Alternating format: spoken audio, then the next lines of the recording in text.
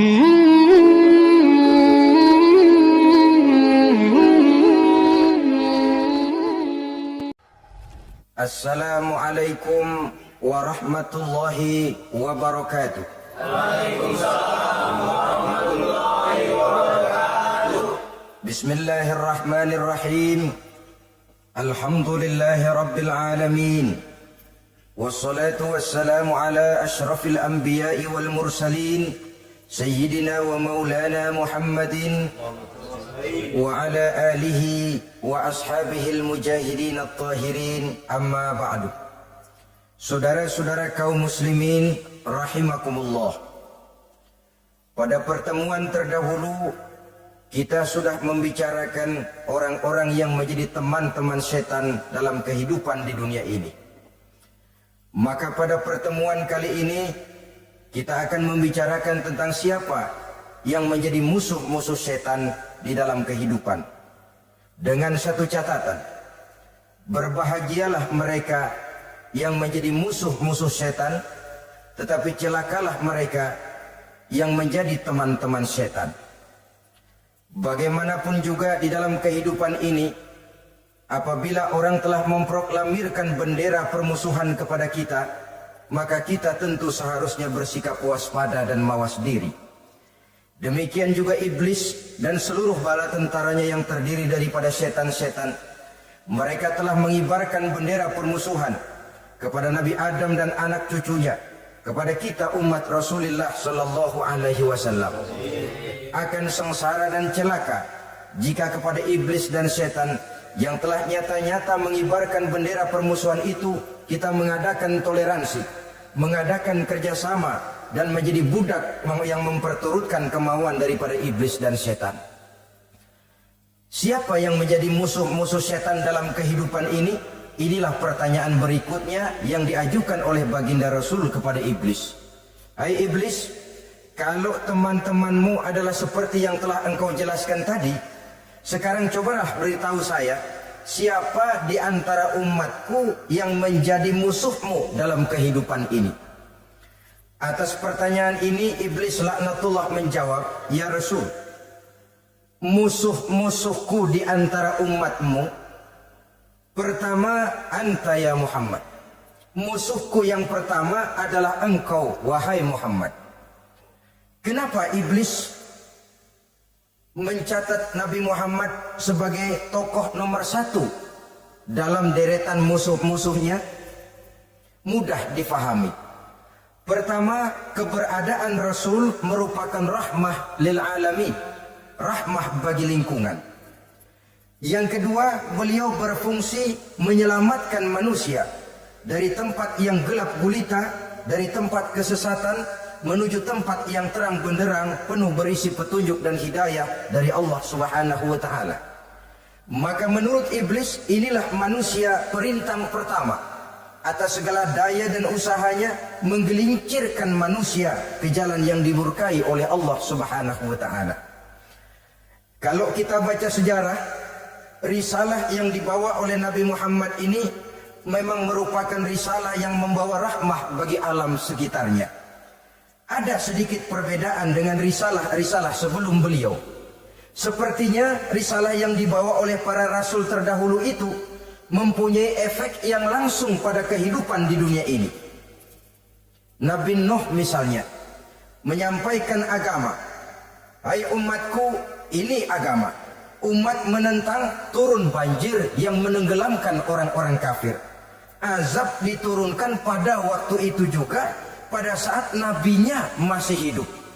Jadi azabnya itu jenis cash, kontan. Nabi Soleh, hai umatku, ini agama. Mereka menolak, turun gempa bumi yang amat hebat menggulung orang-orang kufur. Nabi Musa, hai umatku, ini agama. Mereka menolak, sebagian ditenggelamkan di Lautan Merah, sementara sebagian lain dikutuk menjadi monyet-monyet yang hina seperti diceritakan dalam Al-Qur'anul Karim. Lain dengan Rasulullah sallallahu alaihi wasallam. Bagaimanapun kurang ajarnya umat yang dihadapi oleh beliau, bagaimanapun menentangnya jamaah yang dihadapi oleh beliau, azab tidak turun sepanjang beliau masih hidup. Ini merupakan jaminan dari Allah, wa ma kana Allahu liyu'adzibahum wa anta fihim. Allah sama sekali tidak akan menurunkan azab selama engkau wahai Muhammad masih hidup di tengah-tengah umatmu. Jadi keberadaan Nabi Muhammad merupakan jaminan keselamatan bagi umatnya. Selama beliau masih hidup, azab tidak turun bagaimanapun kurang ajarnya umat. Di sini sedikit bedanya dengan nabi-nabi terdahulu. Juga perbedaan dalam pola dakwah. Nabi Nuh ketika dakwahnya ditolak oleh umat, keluar doanya meminta umatnya ditenggelamkan. Tetapi Nabi kita ketika dilontari batu oleh umat, malah beliau mendoakan umatnya agar memperoleh hidayah. Oleh sikap yang semacam ini, wajar lalu iblis menganggap Nabi Muhammad sebagai musuh ranking pertama. Yang kedua, siapa musuhmu di antara umatku? Yang kedua kata iblis, musuhku Muhammad imamun adil, pemimpin yang adil. Itu yang akan menjadi musuhku di dunia ini. Putus asa iblis menghadapi pemimpin yang adil. Tipu dayanya tidak terkena. Segala tingkah polanya tidak diperturutkan. Imam yang adil, pemimpin yang adil merupakan musuh daripada iblis laknatullah alaih. Apa sebabnya? Karena pemimpin yang adil mempunyai dampak dalam kehidupan di dunia ini. Melindungi orang banyak, menenteramkan orang banyak. Makin aman, tentram, tenang situasi dan kondisi, makin mudah orang melaksanakan ibadah. Makin tekun orang melaksanakan ibadah, makin dekat dia dengan Allah. Makin dekat manusia dengan Allah, makin jauh dia dari iblis. Sebab dua hal ini selalu kontradiktif. Jika kita jauh dari Allah, tentu dekat dengan iblis. Jika kita jauh dari iblis, harus dekat tentu dengan Allah. Dan begitu selanjutnya. Dalam kaitannya dengan kehidupan kita sekarang, saudara-saudara, disinilah perlunya mempersiapkan manusia. Membangun manusia itu jauh lebih sulit daripada membangun jembatan. Membangun manusia itu lebih sulit daripada membangun gedung-gedung bertingkat. Termasuk membangun dan mempersiapkan calon-calon pemimpin yang adil di masa yang akan datang. Membangun jembatan penting. Tapi lebih penting daripada membangun jembatan adalah membangun manusia yang bikin jembatan. Sebab kalau manusia yang bikin jembatan tidak dibangun lebih dahulu, saya khawatir jembatannya nanti habis dimakan oleh yang bangun jembatan. Mengaspal jalan raya penting. Lebih penting dari mengaspal jalan raya, membangun manusia yang mengaspal jalan itu. Sebab kalau manusia yang mengaspal jalan bermental rusak dan bejat, saya khawatir jalan belum selesai, aspalnya habis dimakan oleh yang ngaspal. Inilah pentingnya membangun manusia pembangunan. Semua tugas-tugas besar, semua pekerjaan-pekerjaan yang baik harus berangkat dari niat yang baik, berangkat dari hati yang bersih. Siapapun adanya kita, apapun profesi kita. Yang jadi kiai, marilah berangkat dari niat yang bersih. Yang jadi mubalik, marilah berangkat dari niat yang bersih. Niatnya itu mau menghidupkan Islam atau mau cari hidup jual Islam. Kalau mau menghidupkan Islam, mari sama-sama kita berjuang. Tapi kalau mau cari hidup untuk dengan menjual Islam, minggir saja daripada nanti bikin malu. Yang mengurus masjid, mari berangkat dari niat yang bersih. Ngurus masjid itu niatnya mau menghidupkan masjid atau mau cari hidup di dalam masjid. Kalau mau menghidupkan masjid, mari. Tapi kalau mau mencari hidup di dalam masjid, tolong minggir saja daripada nanti bikin aib. Yang jadi orang alim, mari berangkat dari niat yang bersih. Jangan memperjualbelikan fatwa yang halal dikatakan haram, yang haram jadi samar-samar, nanti membingungkan umat. Berangkat dari niat yang bersih, membangun manusia pembangunan. Ini barangkali istilah yang lebih kena. Saudara-saudara kaum muslimin rahimakumullah. Setiap kita pada hakikatnya punya bakat. Secara fitrah yang kita bawa, bakat apapun kita ini punya. Saudara punya bakat jadi pemimpin, saudara pun punya bakat jadi pengkhianat. Saudara punya bakat jadi orang soleh, saudara juga punya bakat jadi orang salah. Saudara punya bakat jadi orang besar, saudara pun punya bakat jadi orang hina. Seluruh bakat ada di dalam diri kita. Tinggal nanti pertumbuhannya mana yang lebih subur. Saudara punya sifat berani, saudara pun punya sifat takut. Seberani-beraninya orang mesti ada sifat takutnya. Nanti mana yang tumbuh lebih subur? Kalau takutnya tumbuh lebih subur, dia akan jadi orang penakut. Kalau beraninya yang tumbuh lebih subur, dipupuk oleh lingkungan, pendidikan dan sebagainya, dia akan tumbuh jadi orang pemberani. Oleh karena itu, agama merupakan lingkungan yang subur untuk menumbuhkan benih-benih yang baik yang kita bawa bersamaan dengan lahirnya kita ke alam dunia ini. Setiap kita, saya, saudara, punya bakat jadi pemimpin, punya bakat jadi pengkhianat, punya bakat jadi pengabdi, punya bakat jadi koruptor, punya bakat jadi pemelihara, punya bakat jadi perusak. Tinggal nanti lingkungan pendidikan yang menumbuhkan mana yang tumbuh lebih subur. Kalau lingkungan saudara lingkungan maling, maka sifat pengkhianat akan tumbuh lebih subur. Kalau nanti saudara jadi pemimpin, insya Allah korupsi. Lingkungan yang menumbuhkan sifat mengabdi, sifat berbuat tanpa pamrih, dikalahkan oleh sifat pengkhianat dan korupsi itu yang dibentuk oleh lingkungan, pendidikan, pengalaman dan sebagainya. Oleh karena itu, secara dini agama menanamkan, menyuburkan fitrah-fitrah yang baik yang kita bawa bersamaan dengan hadirnya kita dalam kehidupan ini. Sebab itu seorang penyair bernama Syauqi mengatakan dalam sebaik syairnya, waladatka ummuka ya ibna adam bakian wan nasu haulaka yadhakuna surura. Hai manusia, pada saat kamu dilahirkan kamu menangis dan orang lain di sekelilingmu ketawa. Kakek senyum dapat cucu baru, paman gembira dapat keponakan baru, sementara kita yang lahir menangis. Betul apa benar? Apa ada saudara yang begitu dilahirkan terus nyengir? Saya kira kabur dukunnya. Setiap kamu hai manusia lahir dalam keadaan menangis, orang sekelilingmu tertawa. Karena itu katakan kepada mereka yang senyum di sekelilingmu, hai manusia, pada saat saya dilahirkan saya menangis dan kamu semua tertawa. Baik manusia. Tapi nanti pada suatu saat harus terjadi kebalikannya. Kalau dikala saya lahir saya menangis dan kau semua senyum, nantilah manusia. Kalau suatu saat saya meninggalkan alam dunia ini, saya akan berangkat dengan senyum dan kalian semua akan berurai air mata.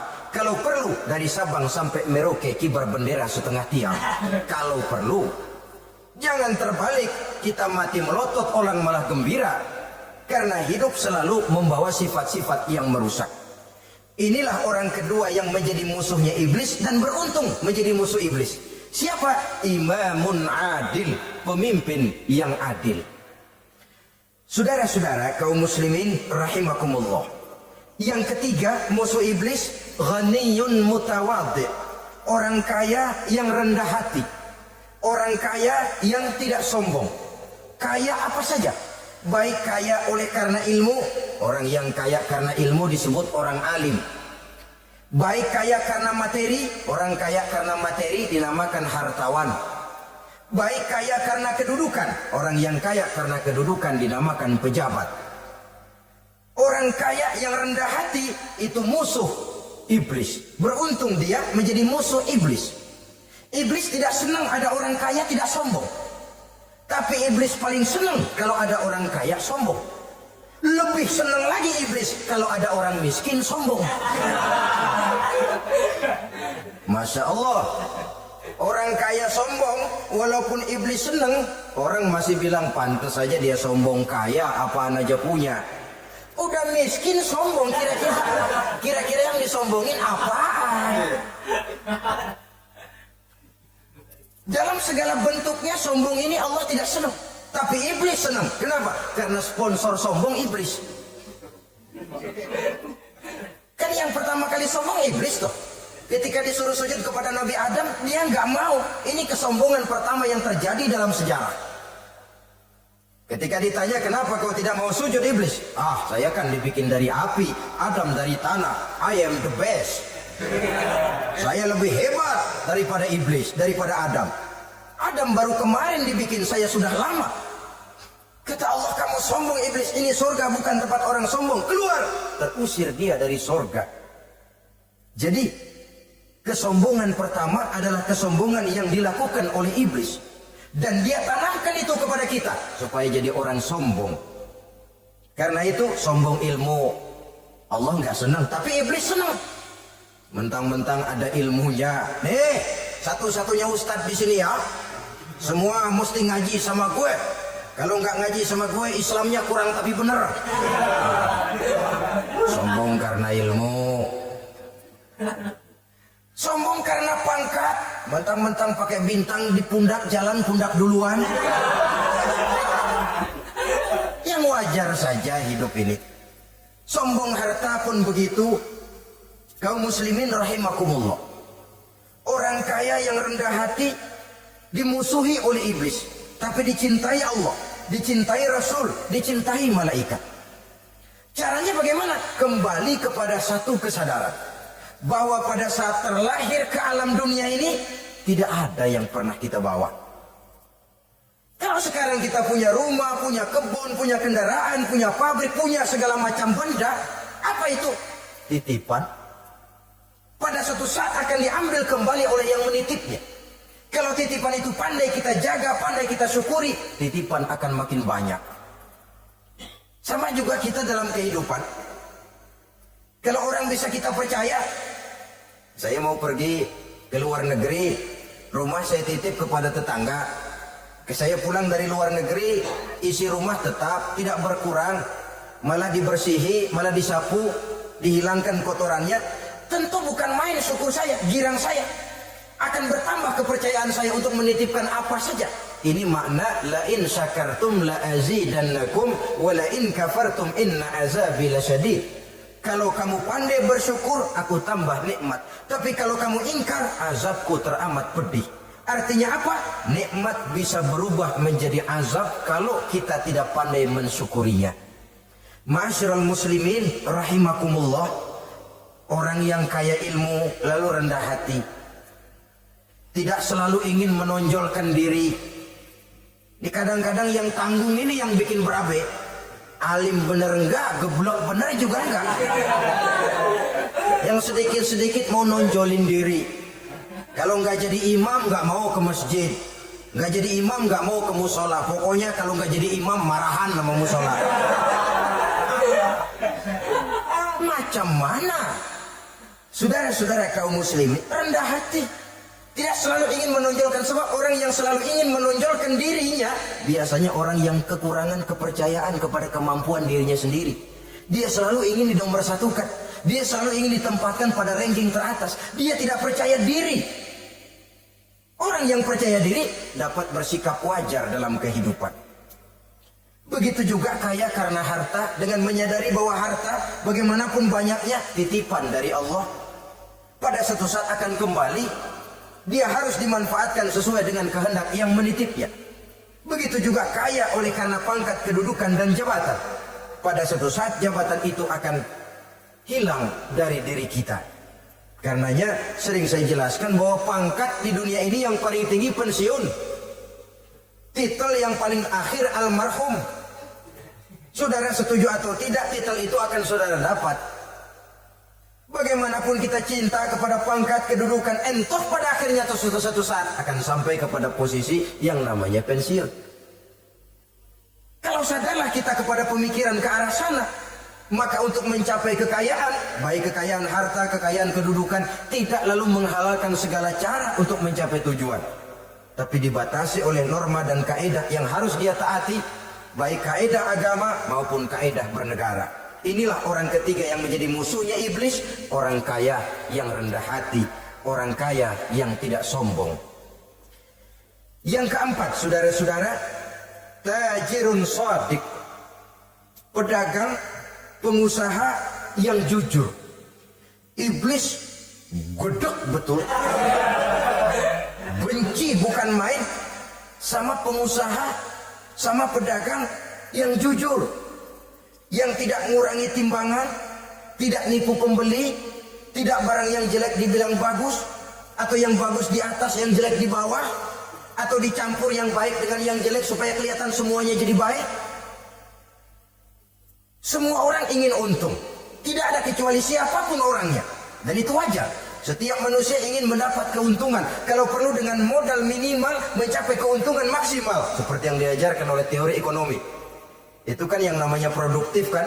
Satu usaha dinamakan produktif. Bagaimana kita mengeluarkan modal minimal bisa mencapai keuntungan maksimal. Silakan. Bahwa manusia ingin untung itu insting, naluri, fitrah. Tidak ada orang yang mau rugi. Tapi cara mencapai keuntungan itu yang membedakan antara seorang muslim dengan yang bukan muslim. Sudah pernah saya sampaikan, apabila kaum pengusaha, para pedagang sudah dijangkiti penyakit yang tidak jujur, yang akan timbul adalah kekacauan ekonomi. Kekacauan ekonomi bisa menimbulkan revolusi sosial. Dan revolusi sosial merupakan kiamat satu generasi. Semua kericuhan hampir bermuara dari perut. Dan itu ekonomi. Orang nodong perut. Orang korupsi perut. Ya walaupun korupsi kalau sudah kelas kakap tidak lagi sekedar urusan perut. Ya perut apa yang diurusin kalau korupsinya miliaran itu. Perut jin barangkali. Saudara-saudara kaum muslimin rahimakumullah. Oleh karena itu pedagang yang jujur, pengusaha yang jujur, ini merupakan musuh iblis. Iblis tidak senang kalau ada pengusaha yang jujur. Iblis tidak senang kalau ada pedagang yang jujur. Tapi iblis akan tepuk tangan kalau pedagang sudah selingkuh, kalau pengusaha sudah nipu. Ada orang bilang, sekarang mah kalau jujur-jujur benar nggak makan apa-apa dong kita. Sebab katanya jangan lagi nyari yang halal, sekarang ini yang haram aja serat. Rupanya sering masang undian nggak pernah kena. Lalu bilang jangan yang halal, yang haram aja nggak kena-kena katanya. Sebenarnya bukan itu masalahnya, saudara-saudara. Bukan itu masalahnya. Masalahnya ialah bahwa kejujuran membawa keberkahan. Ini kalau kita berpikir dengan kacamata agama. Keberkahan merupakan sumber ketenangan. Dan ketenangan ini tidak bisa dibeli dengan materi yang bagaimanapun banyaknya. Walaupun kita punya percetakan duit, ketenangan itu nggak bisa dibeli. Jangankan cuma punya duit banyak, percetakan duit saudara punya, mau membeli ketenangan yang berasal dari keberkahan, sulit. Jadi kejujuran membawa keberkahan, keberkahan membawa ketenangan. Jangan macam dulu tukang sol sepatu. Ditanya oleh temannya, "Bang, ngesol satu hari dapat berapa?" 200 rupiah. Sembayang enggak? Enggak. Islam? Islam, kalau Islam nah. Kata temannya, sembayang dah, kali aja besok dapat rezeki lebih banyak. Yang benar, iya. Sebab kalau orang sholat itu Allah dekat, nanti rezekinya ditambah. Bener? Bener. Subuh sembayang dia. Habis sembayang sarapan berangkat ke tempat dia ngesol, mangkal. Dari pagi sampai jam 11 belum ada juga yang ngesol. Mulai bimbang hatinya. Katanya kalau sembahyang rezeki tambah. Tadi sembahyang subuh pagi hari belum ada yang ngesol. Cobaan kali, sabar. Datang sholat zuhur. Habis zuhur nunggu lagi, belum juga ada yang datang ngesol. Udah mau pulang hampir maghrib baru datang satu orang dandanin sendal jepit putus.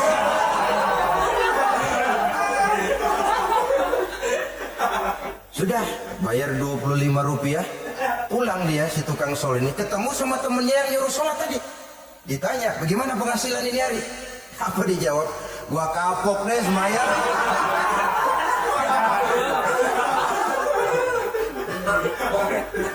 Kemarin nggak sembahyang dapat 200, sekarang begitu sembahyang jigo.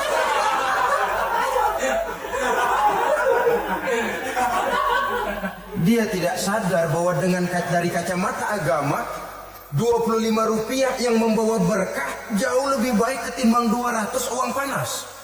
Dari kacamata agama 25 rupiah yang membawa berkah lebih baik daripada 200 rupiah tapi panas. Sebab panas menjauhkan kita dari ketenangan. Itulah sebabnya maka pedagang yang jujur, pengusaha yang jujur, menjadi musuh setan dan beruntung. Sekarang jadi pengusaha jujur-jujur nggak dapat proyek, Pak, kalau nggak bisa semar semir semur. Padahal agama sudah menjelaskan ar-rashi wal murtashi finnar. Orang yang nyogok dan orang yang disogok dua-duanya neraka. Kenapa? Join termasuk ta'awanu 'alal ismi wal 'udwan. Bertolong-tolongan dalam berbuat dosa dan kesalahan. Kalau hadiah, lain hadiah. Kalau sedekah, lain sedekah. Tapi yang namanya semir, suap, ar-rashi wal murtashi finnar. Saudara-saudara kaum muslimin rahimakumullah. Jadi pedagang yang jujur, pengusaha yang jujur merupakan salah satu roda perekonomian. Kegoncangan ekonomi akan menimbulkan dampak sosial yang sangat luas dan kompleks. Yang pada giliran puncaknya dampak paling negatif, dia sanggup menggerakkan terjadinya revolusi sosial. Bukankah sebagian besar gerak hidup manusia dimotivasi oleh keinginan untuk mempertahankan kelangsungan hidup? Dan kelangsungan hidup artinya mulut. Mulut itu artinya perut dan itu artinya makan. Setelah itu mungkin baru pangan, baru sandang, baru dia berpikir dan sebagainya. Jadi karena dia merupakan penggerak roda ekonomi, pedagang yang jujur, pengusaha yang jujur mutlak diperlukan dalam kehidupan ini. Sebab sekali lagi akan membawa keberkahan dan memberikan ketenangan pan. Oleh karena Islam, biarin duit kita asal berkah. Itu tentunya ketimbang dikit tidak lebih baik yang banyak. Keberkahan itu datang lejuran.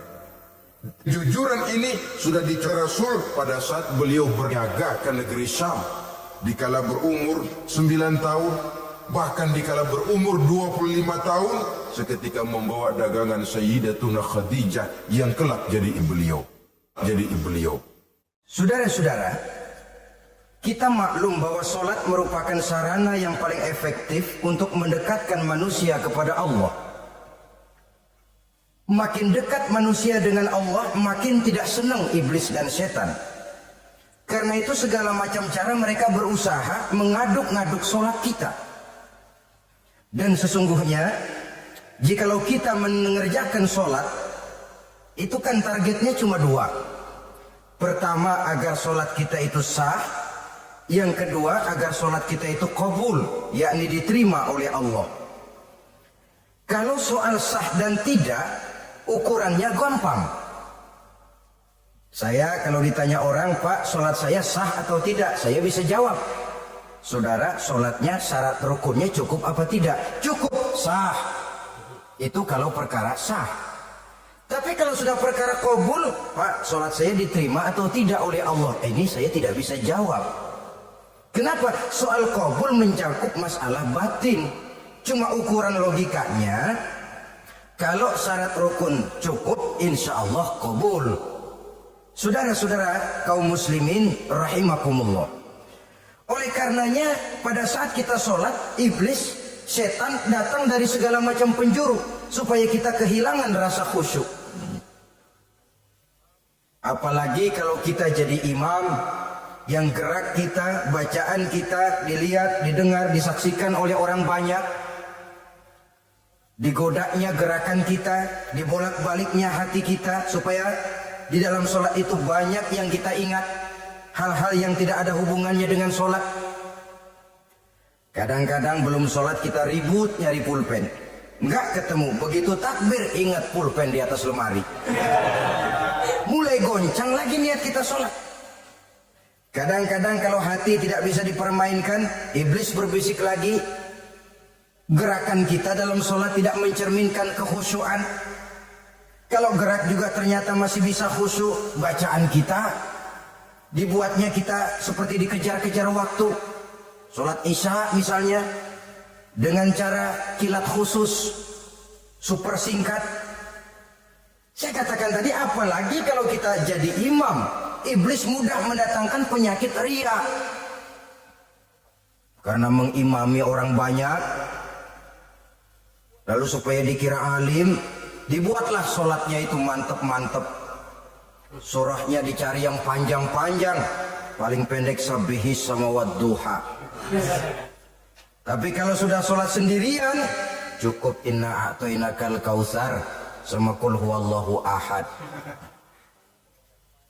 Kayaknya khusyuk bukan main. Kalau imam bahasanya dipaseh-pasehin kayak orang 16 tahun di Mekah. Usolli fardhol maghribi salah rakaatin. Saudara-saudara kaum muslimin yang berbahagia. Oleh karena sholat merupakan sarana yang paling efektif untuk mendekatkan diri dengan Allah, maka orang yang khusyuk di dalam sholatnya merupakan musuh utama daripada iblis. Sekarang bagaimana bisa khusyuk caranya? Kalau khusyuk 100%, rasa-rasanya sulit. Untuk sampai ke arah sana orang memerlukan tahapan. Kepada Imam Ali karramallahu wajhah, baginda Nabi pernah memberikan satu tes case. Ali, saya ya Rasul, kalau kau bisa sholat 2 rakaat saja dengan khusyuk, aku kasih hadiah sorban. Baik ya Rasul. Sembahyang Imam Ali 2 rakaat. Selesai sholat, assalamualaikum, wassalamualaikum. Rasul bertanya, yang mana sorbannya Li? Tanpa nengok, Imam Ali menjawab, yang hijau ya Rasul. Setelah menjawab yang hijau, Rasul berkata, kamu tidak khusyuk Li. Kenapa? Soalnya tadi waktu sembahyang mikirin, nanti kalau ditawarin sorban pilih yang hijau aja. Sehingga begitu ditanya, refleks menjawab, yang mana Li? Yang hijau saja ya Rasul. Oleh karena itu, menurut Al-Imam Nawawi, pada tingkatan yang paling sederhana, sudah sampai ke tingkat khusyuk, asal pada waktu takbiratul ihram ingat kepada Allah. Tapi jangan lupa, itu tangga pertama. Jangan ada fatwa begini lalu aman. Yang penting kan takbirnya ingat Tuhan, udah sononya mau kemana kek. Bukan itu. Itu pada tingkatan pertama sudah sah dipandang khusyuk.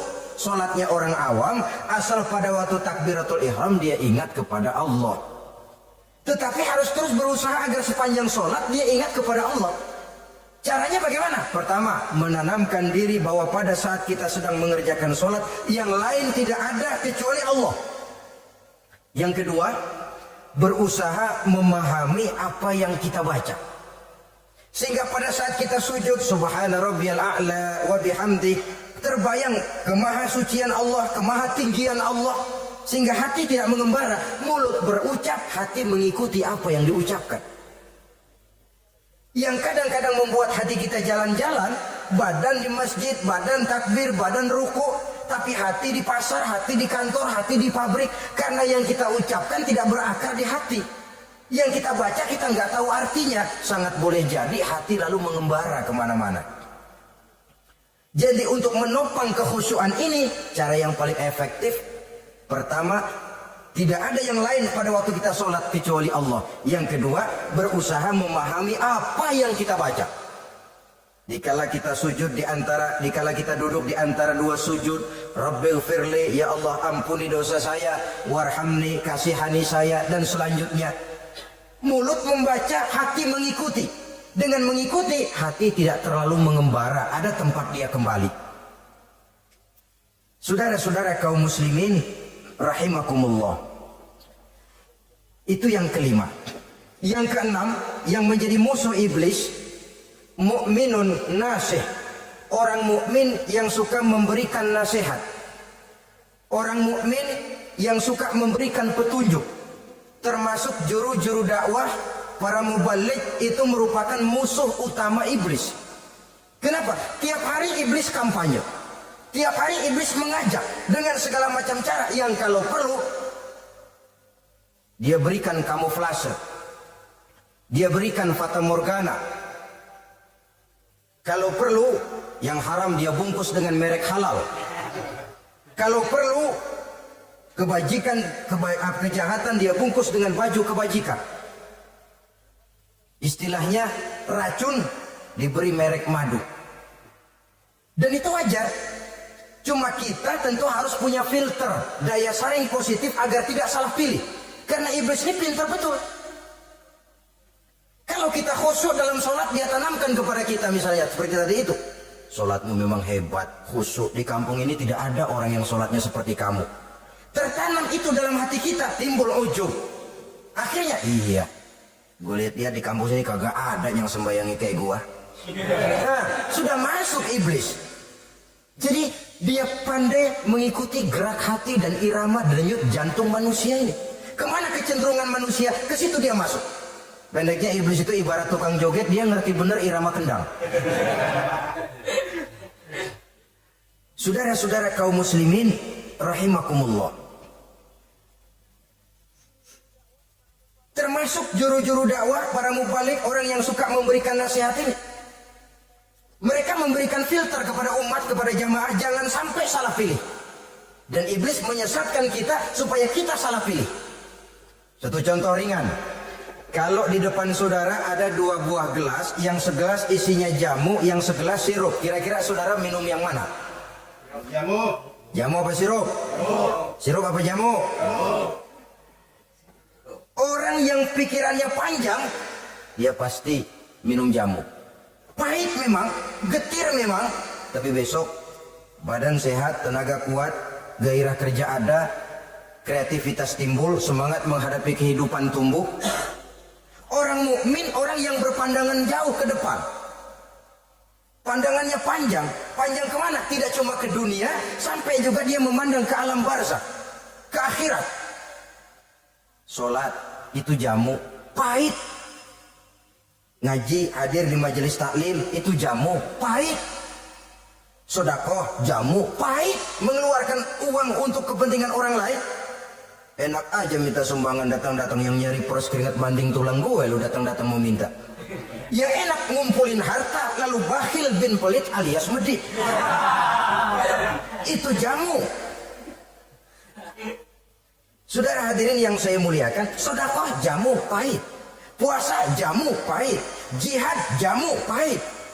Tapi nanti begitu kita meninggalkan dunia, masuk ke alam barzakh, apalagi pindah ke akhirat, baru terasa, aduh, nikmatnya dulu kemarin itu minum jamu, sekarang badan sehat, tenaga kuat, kerja semangat.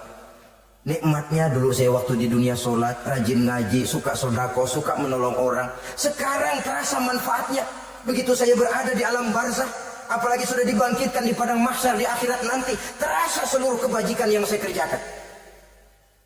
Nah, orang yang berpikir jangka pendek, cuma ngelihat yang ada di depan hidungnya saja. Ngapain minum jamu getir, sirup nih, manis.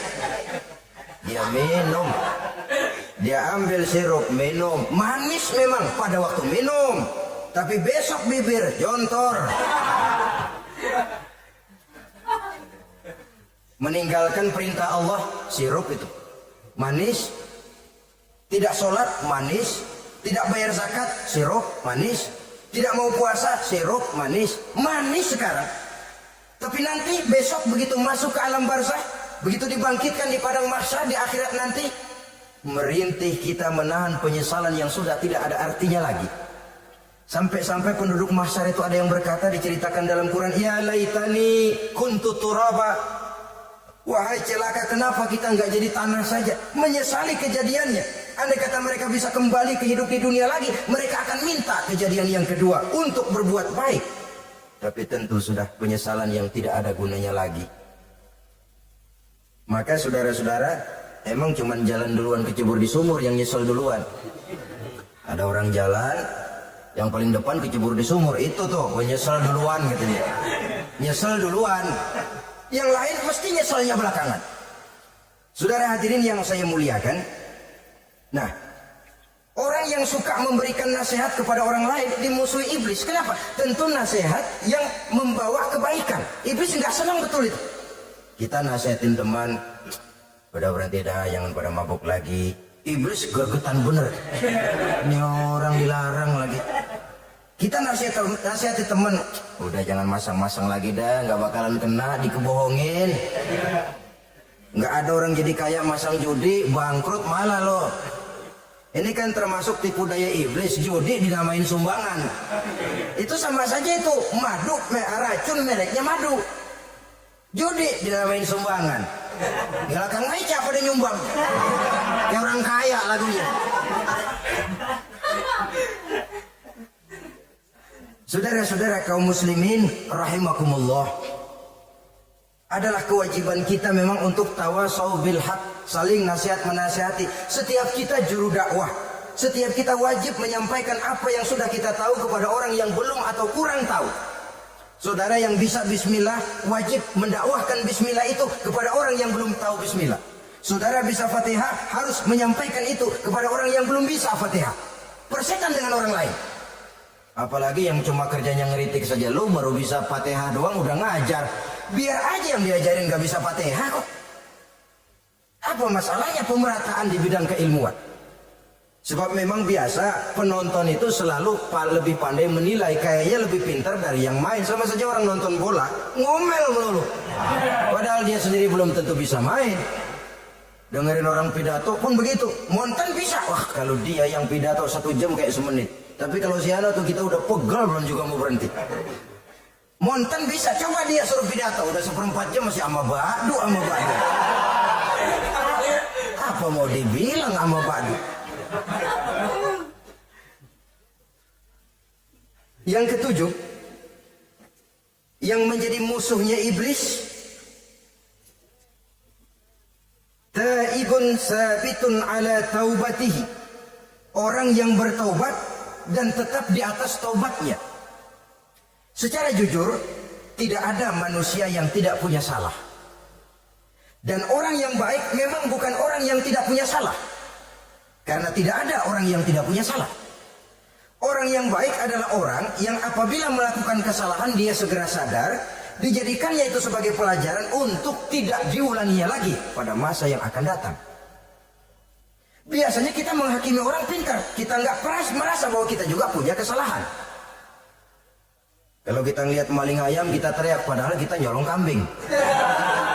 Lebih besar dari si maling ayam, merasa diri lebih benar dari yang lain, padahal kita lebih kotor dan lebih jelek. Hilang sifat introspeksinya. Yang kita musuhi, yang kita caci maki, tahu-tahu kita sendiri yang melakukannya. Saudara-saudara kaum muslimin, orang yang bertaubat dan tetap dalam taubatnya stabil, itu musuh iblis. Apa ada orang yang taubatnya nggak tetap? Ada. Yang istilah kita taubat sambal namanya. Kalau dia makan sambal kepedesan, taubat makan sambal. Besok mau makan kagak ada sambal, ngomel. Mana sambal? Kemarin udah taubat, sekarang mana sambal? Ini taubat yang namanya taubat sambal. Istighfar, istighfar, nyolong lagi, istighfar lagi, besok nyolong lagi, istighfar lagi. Itu taubat yang tidak tetap namanya. Allah Maha Pengasih dan Penyayang dengan segala kebesarannya. Ia akan memaafkan segala perbuatan yang bersifat salah dari hamba-hambanya. Cuma manusia kadang-kadang yang tidak mau memaafkan dirinya sendiri. Amat dungu manusia macam ini, membiarkan dirinya hanyut berlarut dalam lembah dosa, sementara dia diberikan umur tidak digunakannya untuk bertobat. Innallaha yaqbalu taubatal abdi ma lam yugharghir. Allah senantiasa akan menerima taubat seorang hamba sepanjang nafasnya belum sampai di tenggorokan. Kalau nafas sudah sampai di tenggorokan baru berniat taubat, kasih terlambat. Kayak Fir'aun. Fir'aun itu begitu ditenggelamkan di lautan merah, udah cengap-cengap mau mampus, baru ngomong dalam sekaratnya, amantu bi Rabbi Musa wa Harun.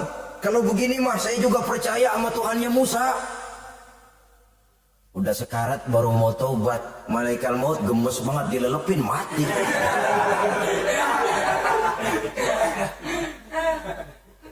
Nah, kepada adik-adik remaja, biasanya kalau sudah bicara taubat, pikiran kita, taubat mau urusan 70 tahun ke atas. Kita masih lama ini. Sebenarnya tidak. Masalah taubat adalah masalah salah dan dosa. Masalah salah dan dosa adalah masalah manusia. Sejak dia akil balik sampai ajal datang berenggut nyawa. Hidup ini tidak selalu berjalan mulus. Hidup ini tidak selalu berjalan di atas kertas putih. Kadang kita tersilap, kadang kita tersalah. Kadang situasi dan kondisi menyebabkan kita berbuat lain dari yang seharusnya. Itu kehidupan. Silih berganti. Oleh karenanya pesan Nabi wa'at bi'is sayyi'atal hasanah. Perbuatan salah ikuti dengan kebajikan. Dosa iringi dengan taubat. Jangan nunggu. Saya untuk taubat takut nanti bikin lagi. Nah, ini namanya punya harapan mau bikin lagi. Nanti aja dah kalau tua-tuaan. Saudara, kalau dosa itu ditumpuk, itu sama saja kotoran yang menodai hati. Kalau kotoran gak rajin kita bersihin, dia akan berkarat. Dan kalau sudah berkarat, sudah sulit untuk dibersihkan. Itu makna ungkapan Imamul Ghazali, hati manusia sebening kaca. Lapisan dosa yang dia kerjakan adalah debu yang menutupi jernihnya kaca. Orang yang bersih dari dosa, dekat dengan Allah, hatinya jernih seperti kaca. Dari hati yang jernih, radarnya kontak kepada Allah. Sinyalnya nyambung channelnya itu. Getarannya hebat. Wajar kalau lalu dia bisa tahu apa yang besok akan terjadi. Diberitahu oleh Allah. Yang namanya ilmu laduni itu. Ilmu yang ditransfer langsung oleh Allah. Karena kebersihan hatinya. Mana ada orang gak belajar bisa pinter. Iya, kalau hatinya butek emang gak ada. Tapi kalau Allah mau berangkat dari hati yang bersih, yang kontaknya nyambung kepada Allah, hati itu seperti kaca, kata Imam Ghazali. Dosa yang kita lakukan adalah debu. Kalau debu sedikit, datang kita lap, datang lagi kita bersihin, datang lagi kita bersihin. Insya Allah gak sampai jadi noda di atas kaca itu. Tapi kalau nunggu debu itu sampai bertumpuk, besok aja ngelapnya dah, besok aja ngebersihinnya. Bertumpuk dia, sulit membersihkannya. Walaupun kena, nodanya tentu tertinggal di atas kaca itu. Karena itu, dalam kehidupan remaja misalnya, pemuda misalnya, kita tidak bisa menolak mode. Tidak bisa menolak musim. Modenya disco, modenya breakdance, modenya joget, modenya jaipongan. Mode pada waktunya habis, ya habis. Tapi bagaimanapun dia akan punya dampak, memberikan bekas dalam membentuk kepribadian.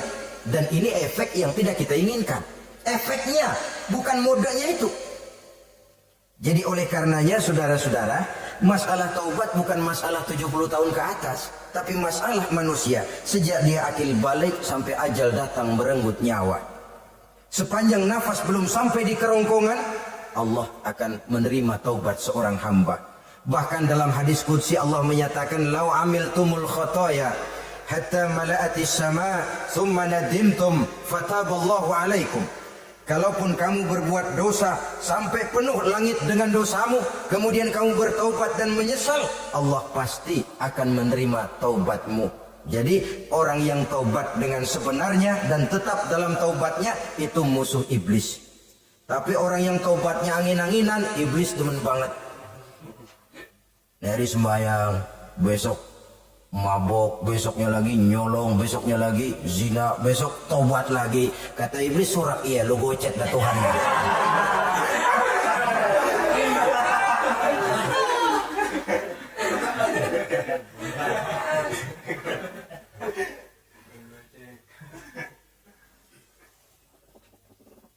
Selanjutnya, yang ke-8, musuh iblis, musuh setan, mu'minun yudawi mu'alat taharah.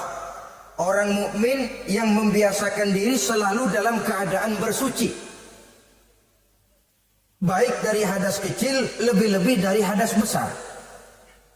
Wudu utamanya memang untuk sholat. Tapi membiasakan wudu dalam kehidupan sangat baik sekali. Mau ke kantor wudu dulu, mau ke pasar wudu dulu, mau ngajar wudu dulu. Apa sebabnya? Karena dalam keadaan suci, orang ada sikap memelihara kesuciannya. Kalau kita naik PPD pagi-pagi gelantungan, kalau punya wudu, hati-hati kesenggol perempuan juga sayang sama wudu. Tapi kalau nggak punya wudu, jangan kesenggol, kita nyerudung.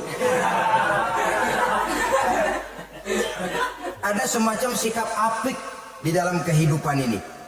Karena itu biasakan wudu.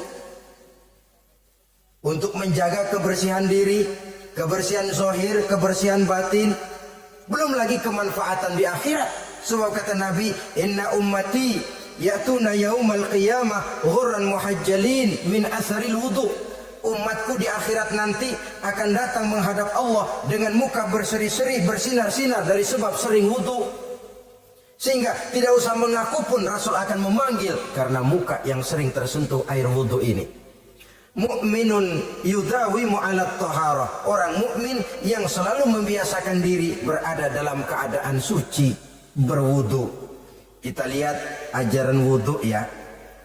Dari sejak bacaan-bacaannya saja itu sudah membawa manfaat. Lalu dari segi bahwa kita manusia sering tersilap melakukan dosa-dosa kecil. Dosa-dosa kecil itu oleh air wudhu dia rontok. Tangan kita suka colak-colek pada saat membasuh dua tangan. Allahumma inni as'alukal yumna wal barakah wa a'udzubika minasyu'mi wal halakah. Dosa yang ada di tangan itu rontok. Mata kita suka pelotot-pelotot, nggak karu-karuan pada saat membasuh muka. Nawaitu raf'al hadasil asghar. Dosa yang ada di mata rontok. Dari segi pembersihan batin. Belum lagi dari segi pembersihan zahir. Sehari semalam kalau 5 kali saja kita terkena air wudhu, itu sudah menjaga kesehatan dan kebersihan.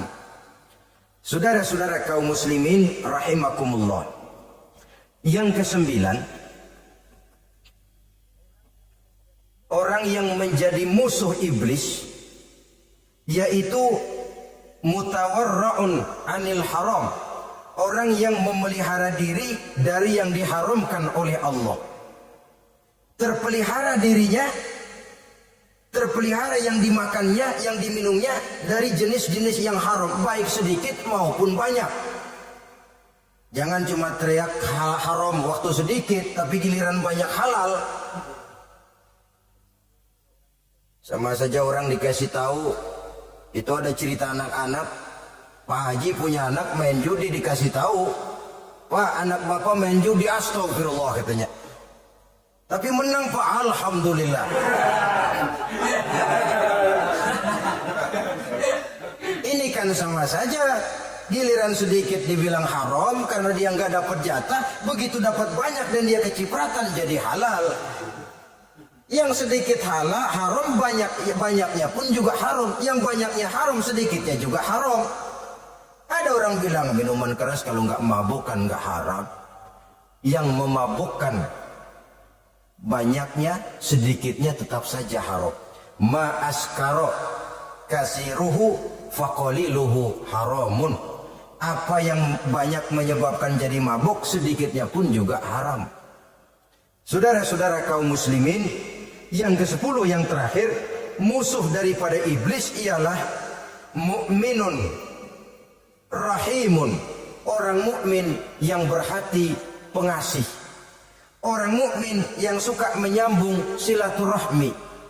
Orang mukmin yang tidak suka bertengkar. Orang mukmin yang tidak suka marah-marahan. Kalaupun terpaksa marah, tidak lebih daripada 3 hari. Jadi boleh saja marah kalau alasannya tepat, tapi nggak lebih dari 3 hari.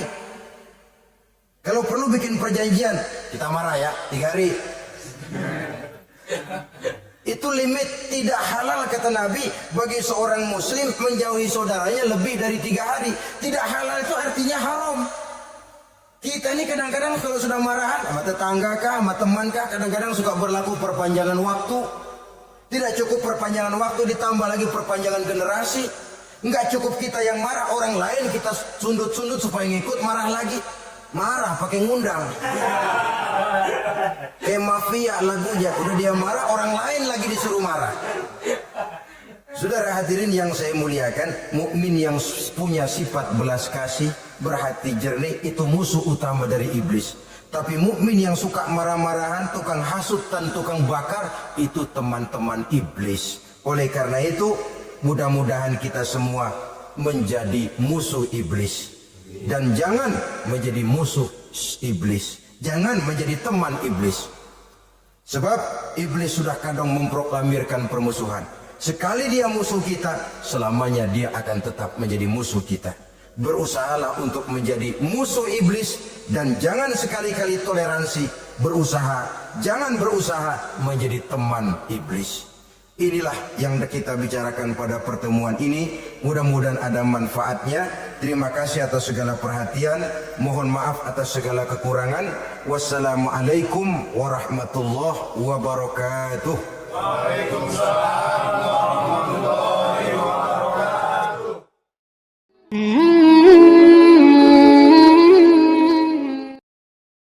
Assalamualaikum warahmatullahi wabarakatuh. Waalaikumsalam warahmatullahi wabarakatuh. Bismillahirrahmanirrahim. Alhamdulillahi rabbil alamin. Wassalatu wassalamu ala ashrafil anbiya'i wal mursalin, Sayyidina wa maulana Muhammadin wa ala alihi wa sahbihi ajma'in, amma ba'du. Saudara-saudara hadirin, ma'asyiral muslimin rahimakumullah. Salah satu dari rukun iman yang 6 mengajarkan kepada kita untuk beriman dengan adanya hari akhirat. Hari yang dimulai dengan kehancuran alam ini, yang dalam istilah kerennya disebut the last day of the world, di mana air laut tumpah ke darat, planet-planet bertabrakan, gunung meletus, bumi gempa, lalu semua yang bernama hidup mati.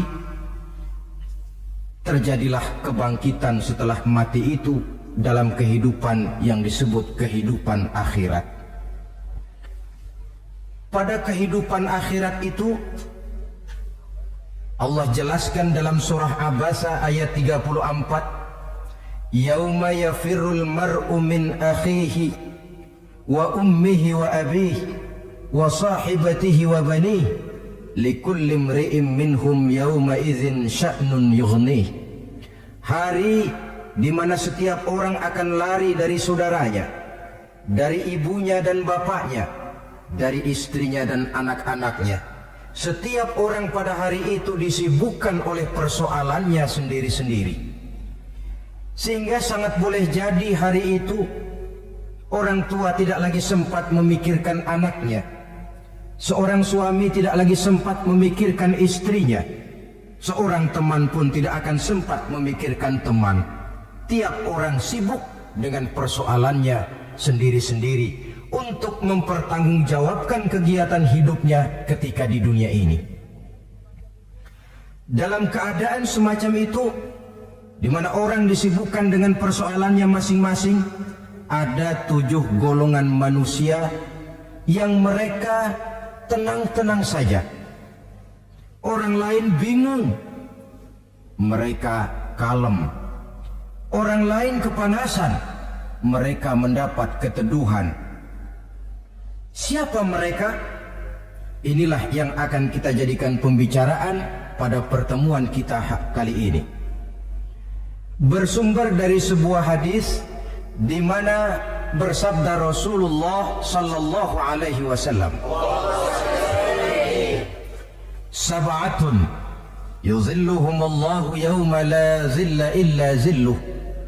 Ada 7 golongan manusia, kata beliau, yang di akhirat nanti akan langsung mendapat perlindungan dari Allah. Padahal hari itu tidak ada lagi perlindungan selain perlindungan Allah. Sehingga lantaran Allah langsung yang melindungi mereka, maka mereka tidak merasakan lagi kepanasan akhirat. Mereka tidak lagi merasakan kebingungan. Mereka tidak lagi disibukkan oleh persoalan, lantaran mereka langsung dilindungi oleh Allah subhanahu wa ta'ala. Siapa gerangan yang 7 orang ini? Marilah kita lihat satu persatu dengan harapan mudah-mudahan kita termasuk salah satu di dalamnya. Amin ya rabbal alamin. Manusia pertama yang langsung mendapat perlindungan dari Allah, kata Nabi, imamun adil, pemimpin yang adil. Siapa sih pemimpin itu dan apa artinya adil? Saudara hadirin, secara umum yang dinamakan adil ialah at-tawassut bainal amraini. Orang yang pandai mengambil sikap jalan tengah dari dua persoalan yang dihadapinya. Biasanya tidak berat ke kiri, juga tidak berat ke kanan. Itu yang disebut adil. Orang yang tidak hanya sekedar bisa menuntut kewajiban dari seseorang, tapi juga bisa memberikan hak kepada orang itu juga disebut adil. Lalu pemimpin itu siapa? Setiap kita adalah pemimpin. Yang besar kecilnya kepemimpinan kita bergantung kepada apa yang kita pimpin. Dan sudah barang tentu bahwa setiap pemimpin akan dimintakan pertanggungan jawab dari apa yang dipimpinnya. Seorang pemimpin yang adil, dia menaungi orang-orang yang dipimpinnya dalam kehidupan di dunia ini. Pantas kalau di akhirat nanti Allah langsung menaungi mereka. Oleh karena itu, pemimpin merupakan suatu amanah. Jabatan di samping dia merupakan amanah juga merupakan nikmat. Dan nikmat itu akan bergantung kepada pandai atau tidak kita mensyukurinya. Beberapa contoh dalam sejarah bisa kita lihat. Seorang bernama Umar bin Abdul Aziz. Pada saat beliau secara aklamasi dipilih menjadi pemimpin, menjadi presiden, ucapan yang pertama keluar dari mulutnya, inna lillahi wa inna ilaihi raji'un. Coba bayangkan ini. Dipilih jadi pemimpin, diangkat jadi presiden, bukan alhamdulillah, malah inna lillahi wa inna ilaihi raji'un. Kenapa? Dia anggap jabatan itu adalah amanah. Menyia-nyiakan amanah berarti khianat, dan khianat ini adalah dosa besar. Pantaslah kalau Allah Subhanahu wa taala memperingatkan, nikmat bisa saja berubah menjadi azab kalau kita tidak pandai mensyukurinya. La in syakartum la azidannakum wa la in kafartum inna azabi lasyadid. Kalau kamu pandai bersyukur, aku tambah nikmatku. Tapi kalau kamu tidak pandai bersyukur, kamu ingkar, kamu lupakan nikmat Allah, awas, azabku amat pedih, kata Allah. Jadi berdasarkan logika dari ayat ini bisa kita katakan, orang kaya, ada orang kaya nggak di sini? Banyak. Ada orang kaya nggak? Yang kaya tolong dengerin. Orang kaya itu bisa masuk surga karena hartanya. Pun orang kaya banyak yang masuk neraka juga gara-gara hartanya. Tergantung syukur apa tidak syukur. Orang alim, ada yang alim di sini? Tolong dengerin orang alim, yang ustadz, yang kiai. Orang alim bisa saja masuk surga karena ilmunya, dan orang alim pun bisa masuk neraka karena ilmunya. Pejabat, ada pejabat? Pejabat itu bisa masuk surga karena jabatannya, pun pejabat itu bisa masuk neraka karena jabatannya, bergantung syukur apa tidak.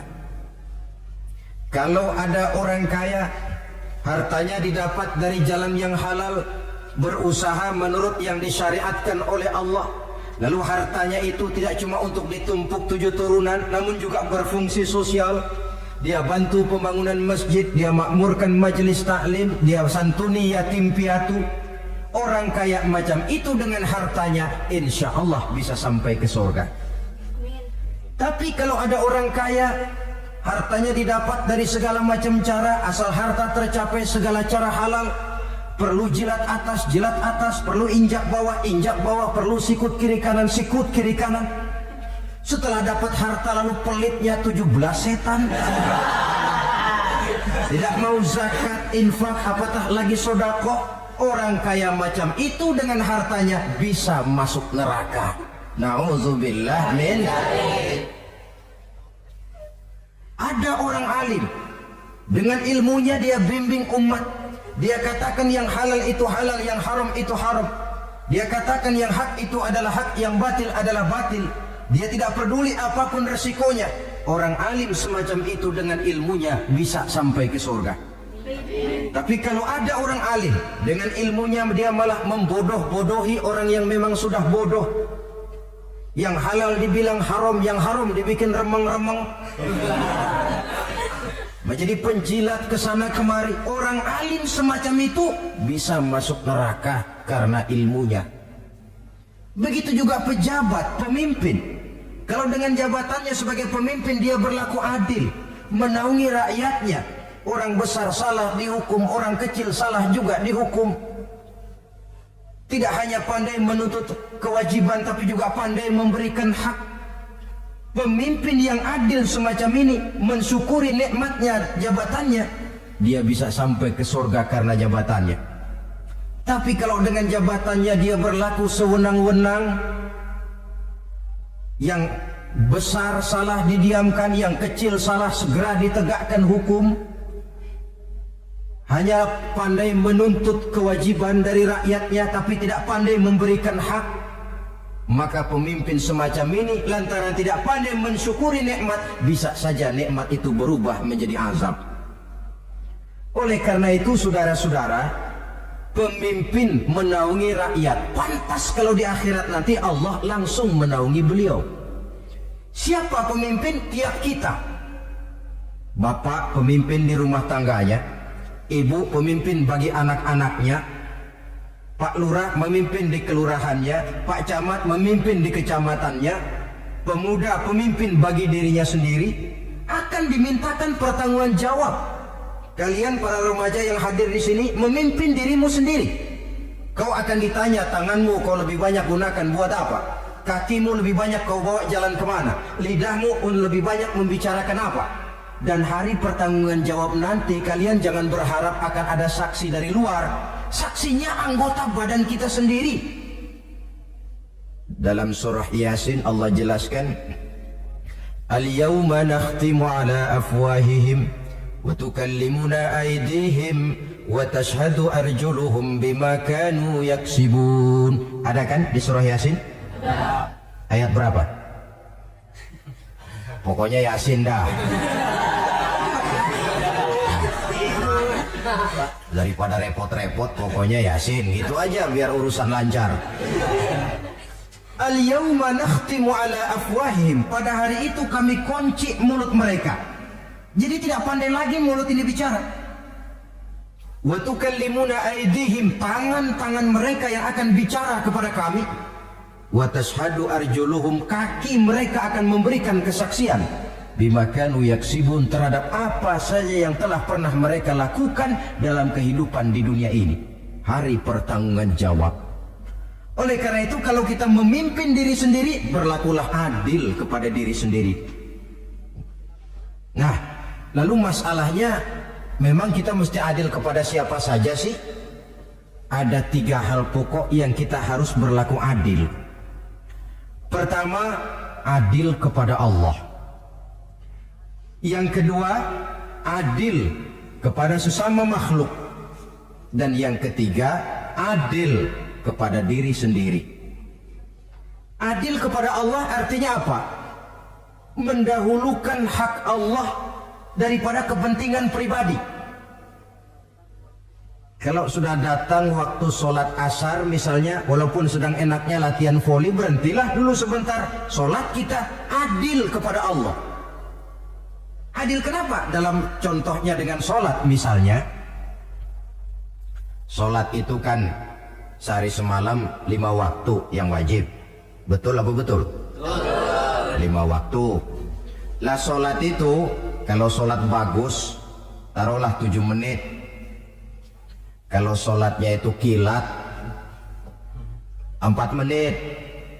Ada lagi yang kilat khusus, nggak pakai perangko, 2 menit barangkali selesai. Taruhlah 5 menit kita ambil yang bagus. Kalau 5 waktu kali 5 menit kan cuma 25 menit. Sementara Allah memberikan kita hidup ini 24 jam sehari semalam. Cuma 25 menit diminta untuk ibadah kepadanya. Tidak sanggupkah kita berlaku adil? 25 menit ini untuk menghadapmu ya Allah, sementara engkau telah memberikan restannya 23 jam 35 menit untuk hidup dalam sehari semalam. mendahulukan hak Allah daripada kepentingan pribadi, adil kepada Allah. Adil kepada yang kedua, adil kepada sesama makhluk, adil kepada manusia, adil kepada binatang, adil kepada alam. Yang kalau prinsip keadilan itu kita langgar akan membawa efek bagi diri kita juga. Manusia sekarang kan tidak adil kepada alam. Misalnya apa? Hutan ditebangi secara liar, gunung-gunung menjadi gundul. Akibatnya ketika turun hujan terjadi erosi, banjir melanda kemana-mana, tanah longsor terjadi. Akibatnya terkena manusia juga kalau mereka sudah tidak menjaga keseimbangan alam ini. Adil kepada orang lain, apakah itu namanya tetangga, teman, keluarga. Dan yang ketiga, adil kepada diri sendiri. Bagaimana pengertiannya? Mata ini punya hak untuk tidur, begadang terus tiap malam, tidak adil kepada mata. Nah, ini yang ketawanya paling kencang pasti tukang begadang ini.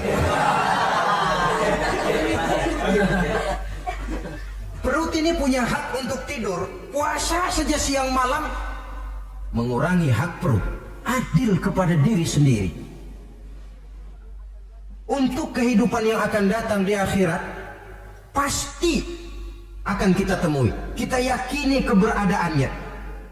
Yang oleh karena itu, kalau kebetulan kita ini adalah pemimpin, sekurang-kurangnya pemimpin bagi diri sendiri, marilah kita berusaha menjadi pemimpin yang adil, supaya nanti di akhirat Allah Subhanahu wa ta'ala memberikan perlindungan langsung kepada kita. Amin ya rabbal alamin. Ini yang pertama.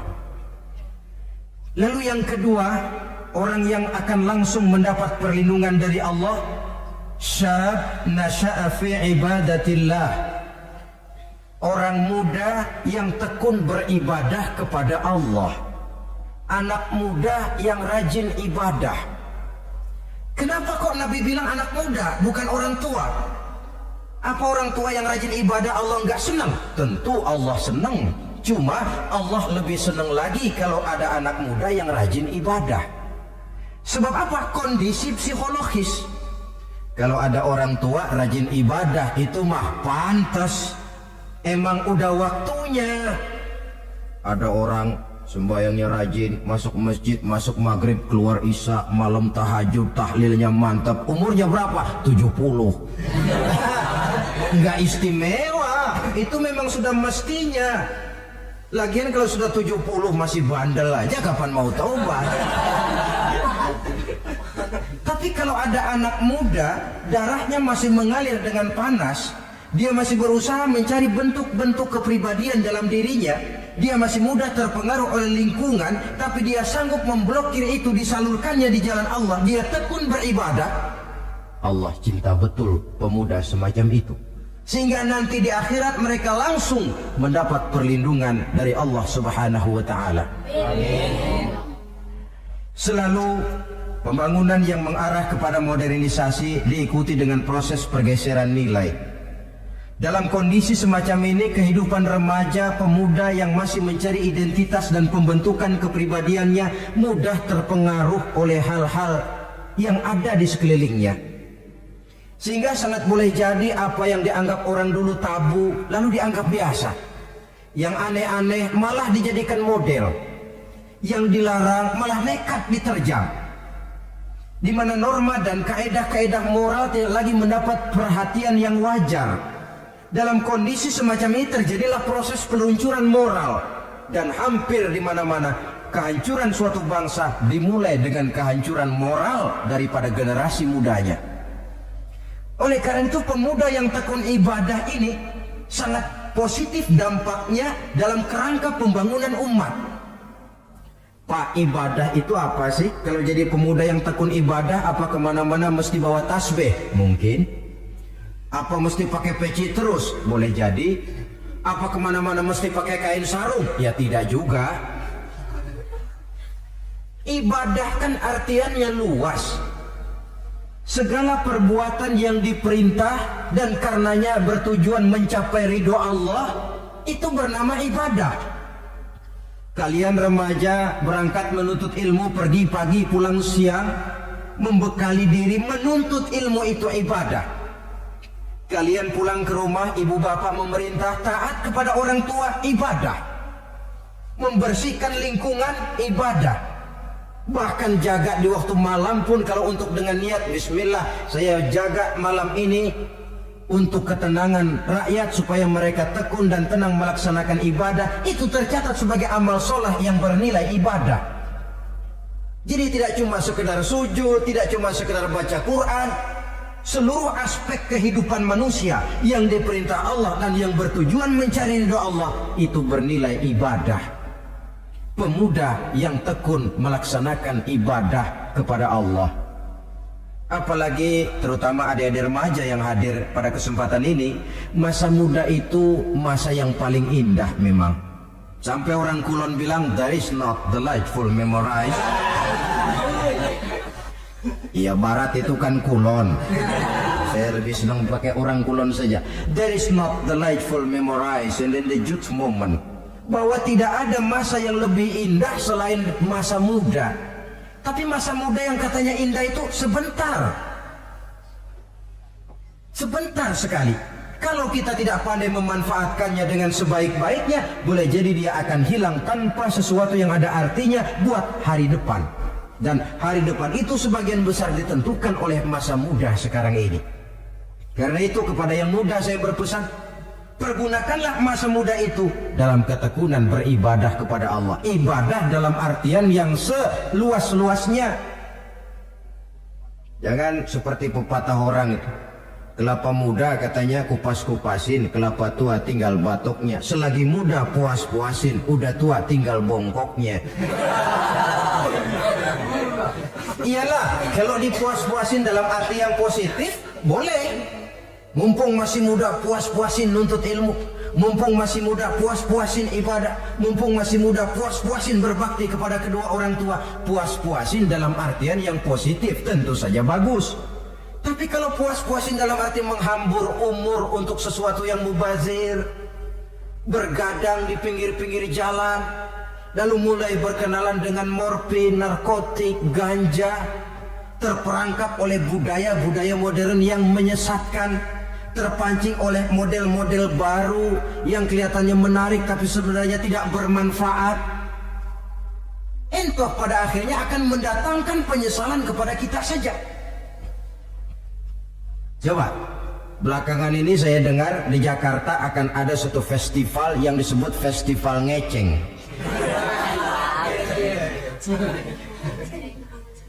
Ngeceng ini kalau bahasa gampangnya nampang. Jadi itu biasanya muda-mudi diri di pinggir-pinggir jalan, pakai kacamata hitam, pakaian warna-warni, rambut dicat sedemikian rupa supaya menarik perhatian. Mereka diri di pinggir-pinggir jalan, nampang, istilah ngepopnya ngeceng katanya. Oh, ini mau diadakan festival, secara langsung atau tidak, festival ini kan mempopulerkan ngeceng jadinya. Yang tadinya orang awam gak kenal, lantaran diangkat ke permukaan jadi terkenal. Kalau sudah terkenal lalu jadi mode, kalau sudah jadi mode, latahan. Boleh jadi nanti akhirnya ngeceng masuk desa. Bukan cuma sekedar ABRI masuk desa, bukan cuma sekedar koran masuk desa, ngeceng pun bisa saja masuk desa. Banyak saluran-saluran positif yang sesuai dengan kreativitas jiwa remaja. Ketimbang mengadakan sesuatu yang tidak ada manfaatnya, ketimbang menghabiskan umur untuk sesuatu urusan yang mubazir. Sedangkan umur bukan jatah gratis tanpa batas waktu. Ada pertanggungan jawab.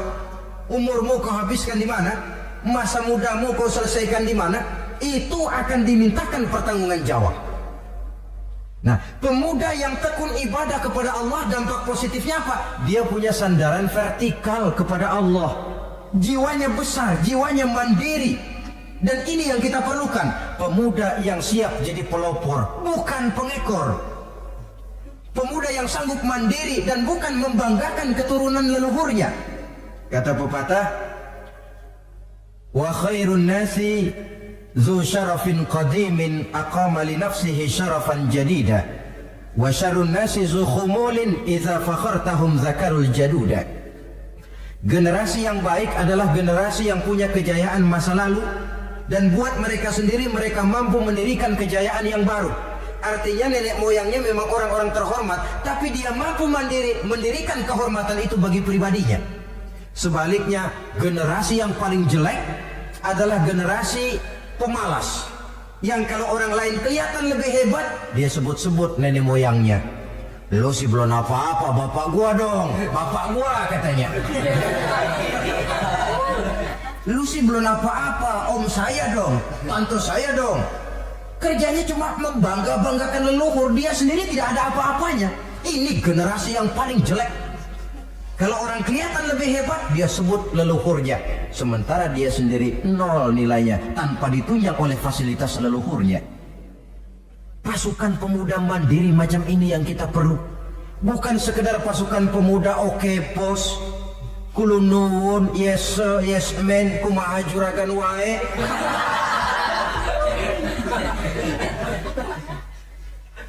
Dan terus terang kita miskin dengan pemuda yang mandiri, yang punya kepribadian, yang berani berkata ya terhadap yang benar dan berani berkata tidak terhadap yang tidak benar.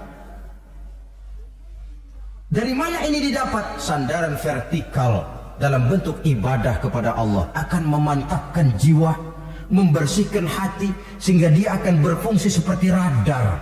Sandaran vertikalnya cuma kepada Allah. Inilah dampak positifnya. Karena itu tentu saja kita berharap sekurang-kurangnya pemuda-pemudi yang hadir pada kesempatan ini menjadilah pemuda-pemudi yang tekun beribadah kepada Allah. Amin. Nah, baiklah ya, itu tadi yang kedua. Kita lanjutkan sekarang yang ketiga. Orang yang akan langsung mendapat perlindungan dari Allah, kata Nabi, rajulun qalbuhu mu'allakun bil masjid. Seseorang yang hatinya selalu terpaut kepada masjid. Apa arti terpaut kepada masjid ini? Apa orang yang gak pernah keluar-keluar dari masjid? Tentu saja bukan. Apa gunanya di dalam masjid terus kalau kerjanya cuma tidur doang? Maksud terpaut kepada masjid ini, hatinya selalu berpikir bagaimana memakmurkan masjid. Jasadnya boleh saja ada di kantor, boleh saja ada di pasar, boleh ada di sawah, boleh ada di ladang, tetapi hasil daripada usahanya dia lalu berpikir bagaimana memakmurkan masjid. Sebab apa? Masjid merupakan center of activity, pusat daripada kegiatan umat. Kalau kita lihat fungsi masjid di zaman Rasul, di masjid beliau berdakwah, di masjid beliau mengatur negara, di masjid beliau mengadakan perundingan, di masjid beliau bermusyawarah dengan para sahabat. Pusat daripada kegiatan umat. Dan memakmurkan masjid ini dasarnya tidak lain karena iman kepada Allah. Prinsipnya bagaimana kita menghidupkan masjid dan bukan mencari hidup di masjid. Kalau sudah prinsipnya dibalik, bukan menghidupkan masjid tetapi mencari hidup di masjid, saya khawatir masjid akan ambruk. Nyatanya kadang-kadang masjid kita ini fungsinya belum maksimal. Kadang-kadang ada kok masjid yang bukanya cuma seminggu sekali. Jumat pagi jam 9 masjid buka, Jumat jam 2 tutup, buka-buka lagi Jumat depan. Seminggu sekali. Kelemahan lainnya manajemen masjid, terus terang sajalah kita bicara. Kadang-kadang pengelolaannya, ketua masjid bapaknya, khatib mantunya, sekretaris ponakannya, imam Bilal cucunya, gak ada orang lainnya. Ya kalau bagus kepengurusannya tidak apalah.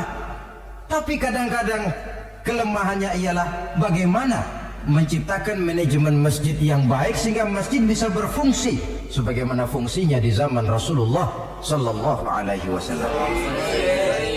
Apalagi belakangan ini ada kecenderungan yang membuat kita optimis, gembira. Remaja, pemuda, pemudi mulai gemar datang ke masjid. Berkumpul membentuk remaja masjid, remaja musola, mengadakan kegiatan majelis taklim yang mingguan, yang bulanan, aksi sosial, yang semuanya bermuara dari kehidupan masjid. Sesuatu yang menggembirakan. Dan sudah sepatutnya para pengelola masjid membuka pintu untuk bisa mengatur masjid menurut manajemen yang diharapkan oleh umat. Karena bagaimanapun di masjid 2 jalur komunikasi, bahasa kerennya two-way traffic communication, itu bisa kita laksanakan, yaitu hablum minallah wa hablum minan nas. Berhubungan kepada Allah dan berhubungan kepada sesama manusia bisa terlaksana di masjid. Berhubungan dengan Allah jelas saja lewat sholat misalnya. Berhubungan dengan sesama manusia jelas saja lewat musyawarah, lewat majelis taklim, lewat kegiatan-kegiatan yang mensyiarkan agama. Dan begitu selanjutnya. Saudara hadirin yang saya hormati, memakmurkan masjid sebagai rumah Allah. Sebab dalam hadis kursi Allah katakan, inna buyuti fil ardi al masajid wa inna zuwari fiha ummaruha. Rumahku di permukaan bumi adalah masjid-masjid, kata Allah. Dan orang-orang yang memakmurkan masjid, orang yang datang ke masjid adalah tetamuku. Kalau Allah memerintahkan kita menghormati tamu, tentu Allah lebih tahu bagaimana menghormati tamunya sendiri. Allah mengajarkan kita, hormatilah tamumu. Sekarang kita yang menjadi tamunya Allah dengan datang ke masjid, dengan memakmurkan masjid, Allah lebih tahu menghormati tamunya. Ini yang ketiga. Yang keempat, hadirin, orang yang langsung mendapat perlindungan dari Allah itu rajulani tahabba fillahi ijtama'a alaihi wa tafarraqa alaihi. 2 orang yang menjalin persaudaraan, yang bertemu dan berpisah karena Allah, bersaudara karena Allah.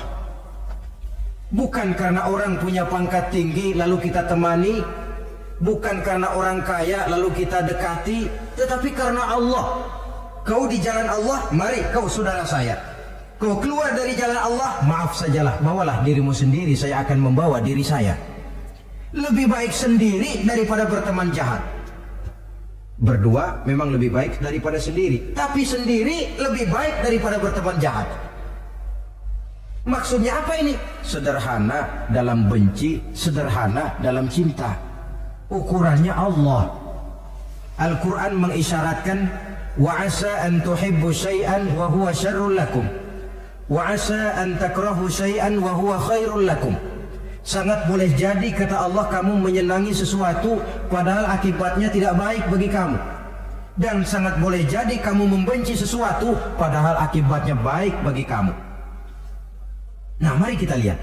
Kalau orang bersaudara cuma karena temannya itu punya pangkat tinggi, saya yakin kalau temannya pensiun, persaudaraannya akan selesai sampai di situ.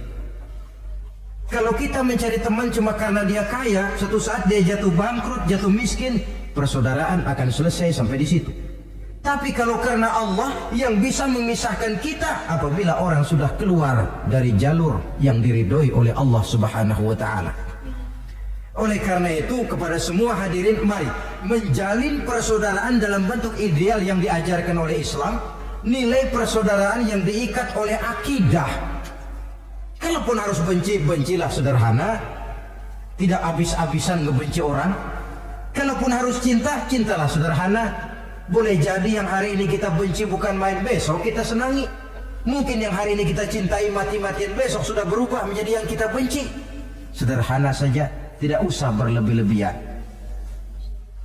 Kalau nilai persaudaraan yang diajarkan ini bisa kita wujudkan, persaudaraan yang diikat dengan nilai akidah, maka dari persaudaraan semacam itu insya Allah kita bisa berbuat banyak untuk kepentingan diri, keluarga, masyarakat kita pada umumnya.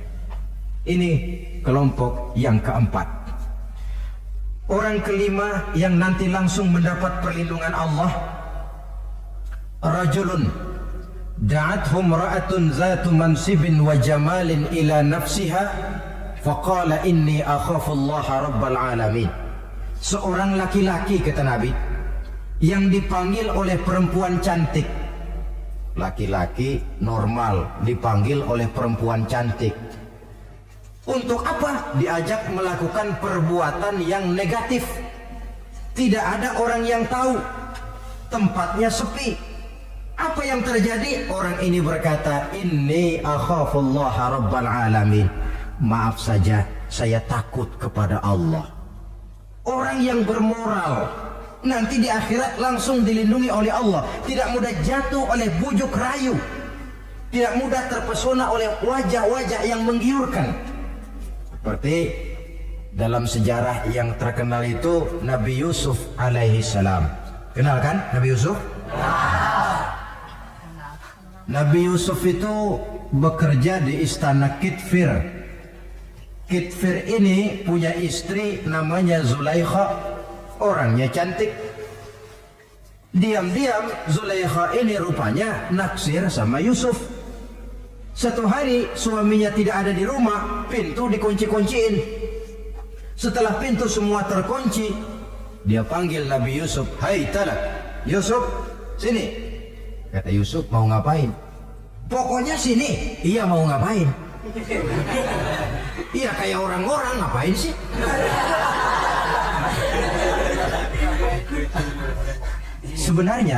Sebenarnya ini Zulaikha senang kepada Yusuf, Yusuf pun demikian. Walaqad hammat bihi wa hamma biha. Zulaikha menyenangi Yusuf, Yusuf pun menyenangi Zulaikha. Tapi apa? Walaula an ra'a burhana rabbih. Andai kata Yusuf tidak melihat peringatan Tuhannya, letter S. Yusuf, ini bukan pekarangan ente, dilarang parkir di sini. Sehingga walaupun tidak ada yang tahu, tidak ada yang melihat, Nabi Yusuf selamat dari bujuk rayu Zulaikha. Mempertahankan nilai-nilai moral di tengah kemajuan zaman memang merupakan pekerjaan yang tidak ringan, merupakan pekerjaan yang sangat berat. Akan ada saja cobaan, akan ada saja gangguan yang kita temui di sepanjang perjalanan hidup ini. Tapi sebaliknya, kalau orang sudah tidak lagi menjunjung moral yang tinggi, lalu hidup menurut selera sendiri-sendiri, ya kita lihatlah lahirnya kebudayaan kumpul kebo yang diawali dengan free sex yang mengarah kepada samenleven alias hidup bersama tanpa nikah. Memang sebabnya boleh jadi macam-macam. Mungkin karena broken home, nggak merasa diperhatikan di rumah, ibu bapak sibuk lalu anak mencari kesibukan sendiri. Mungkin karena tekanan ekonomi dalam kehidupan miskin, lalu ada yang menawarkan kerjaan, tidak tahunya malah dilemparkan ke lembah hitam. Mungkin juga karena pengaruh pergaulan dari lingkungan baik-baik lalu berteman dengan yang tidak baik, hanyut ditelan arus pergaulan. Mungkin juga pengaruh kebudayaan yang dia tonton, buku yang dia baca, film yang dia lihat, ikut mewarnai dan membentuk kepribadiannya. Tapi apapun alasannya, satu hal yang jelas, semuanya berangkat dari rapuhnya pegangan orang kepada nilai-nilai agama. Sebab sumber nilai moral yang tertinggi tidak lain agama adanya. Intinya apa? Intinya tidak lain, orang yang beragama itu meyakini bahwa kemanapun dia pergi, dimanapun dia berada, Allah selalu melihat yang dia lakukan. An ta'budallaha ka'annaka tarahu fa in lam takun tarahu fa innahu yaraka. Begitu yang kita pelajari dalam ihsan. Engkau beribadah kepada Allah seolah-olah kau lihat Allah. Kalaupun Allah tidak kau lihat, yakinlah Allah melihatmu. Jadi kalau saya sendiri, yang kedua itu Allah. Dibujuk rayu oleh cewek cakep, "Ayo dah bang, nggak ada orang, kita cuma berdua." Dia bilang, "Enggak, kita nggak berdua, bertiga." "Berdua bang, bertiga. Yang ketiga siapa?" "Lu, gue, Allah, tiga."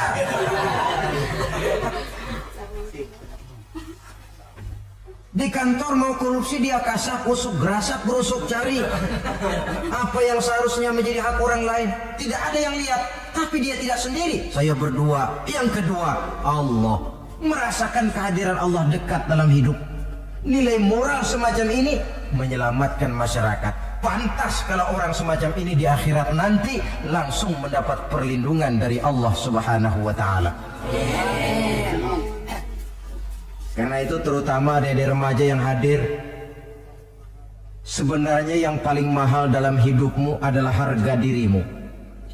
Kalau itu sudah terjual dan tergadai, apalagi yang bisa kau banggakan dalam hidup ini? Titel yang berenteng barangkali, harta yang banyak, mobil yang serba berkilat barangkali. Tidak akan banyak manfaatnya kalau sudah dimulai dengan kehancuran daripada harga diri. Tidak ada yang lebih mahal daripada harga diri. Jagalah itu baik-baik. Pelihara nilai-nilai moral. Makin pandai kau jaga diri, insya Allah makin mahal hargamu. Dalam pandangan manusia, lebih-lebih juga dalam pandangan Allah. Pantas kalau pepatah bilang innamal umamul akhlaqu ma baqiyat fa in zahabat hum akhlaquhum zahabu. Suatu bangsa akan tegak kalau dia masih punya nilai moral. Bila hancur moral itu, hancur jugalah ketegakan daripada bangsa itu sendiri. Ini yang kelima. Yang keenam, masih dua lagi. Orang keenam yang nanti akan langsung mendapat perlindungan dari Allah, rajulun zakarallaha khalian fafadat ainahu. Seseorang yang mengingat Allah dalam kesunyian, lalu berlinang air matanya. Tengah malam dia bangun, bertahajud dia kepada Allah. Gemersik tikar tersentuh tangan, laksana lambaian tangan malaikat maut nak datang merenggut nyawa. Terbayang segala dosa dan kesalahan, tergambar semua kekeliruan yang dilakukan dalam hidup. Lalu air mata pun tanpa terasa berurai membasahi pipi. Orang yang mengingat Allah dalam kesunyian. Saudara, tidak ada orangnya itu yang tidak punya dosa. Coba saya mau tanya, yang kumpul di sini ada nggak orangnya yang nggak punya dosa? Tidak ada. Dan memang orang yang baik itu bukan orang yang tidak punya dosa. Sebab tidak ada orang yang tidak punya dosa. Orang yang baik adalah orang yang apabila dia melakukan dosa, dia segera sadar, dijadikannya itu sebagai pelajaran untuk tidak diulanginya lagi pada masa yang akan datang. Dengan kata lain, mengingat Allah dalam kesunyian itu artinya bertaubat. Ini kan anak muda sekarang ini kalau diajak bicara taubat, taubat mah urusan 70 ke atas pak. Kita ini masih lama. Padahal masalah taubat bukan masalah tua. Masalah taubat adalah masalah dosa, dan masalah dosa adalah masalah manusia sejak dia akil balik sampai dengan kehidupannya yang sekarang. Sengaja atau tidak, besar atau kecil, ringan atau berat, tiap kita mesti mempunyai yang namanya dosa. Allah Maha penerima taubat sepanjang nafas belum sampai di kerongkongan. Jikalau nafas sudah sampai di tenggorokan, baru kita mau melaksanakan yang namanya taubat. Kasihlah itu.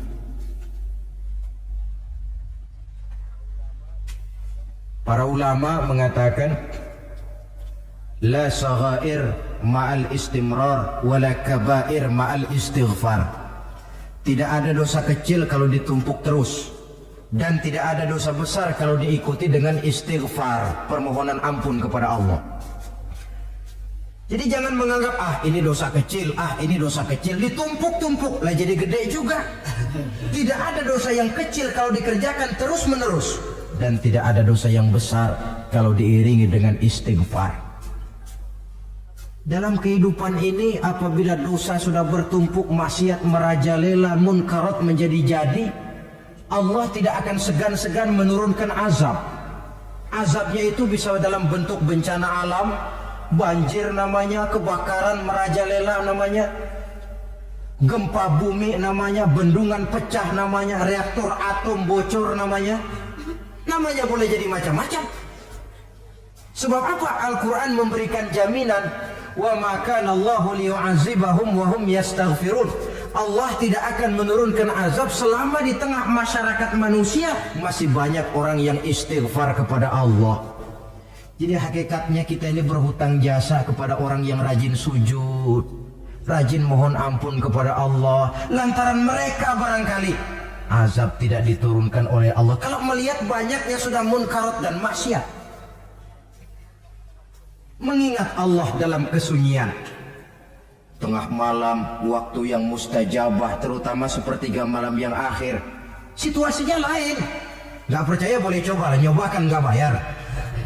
Coba kalian bangun tengah malam, tahajud, kalian akan menemukan satu suasana yang lain daripada misalnya kalau kalian sembahyang zuhur tengah hari panas terik di tengah banyak orang.